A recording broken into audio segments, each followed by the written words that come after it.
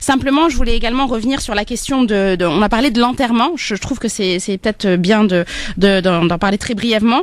L'enterrement, c'est une question cruciale pour les migrants parce que le fait de penser à sa mort, le fait que nos parents disent avant leur mort qu'ils expriment le choix d'être enterrés au pays, c'est extrêmement parlant parce que le lieu de l'inhumation future, c'est très difficile à conceptualiser pour les personnes qui sont en situation d'immigration. Il y a ceux qui veulent être enterrés en France et puis il y a ceux vraiment qui préfèrent avoir pour dernière demeure la terre de leur enfance parce que en fait ainsi la mort elle va réellement mettre fin à leur immigration.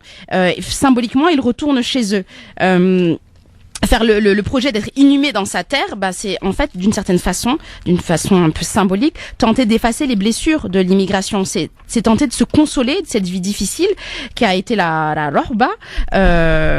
C'est le retour ultime vers la terre de mes ancêtres. Renoncer à ce retour, ça serait vraiment admettre l'échec de l'immigration définitive. L'immigré, il a vraiment besoin de savoir qu'une fois mort, il sera paradoxalement pas seul, parce qu'il sera entouré des siens, et il est sûr que les rituels du deuil vont être faits.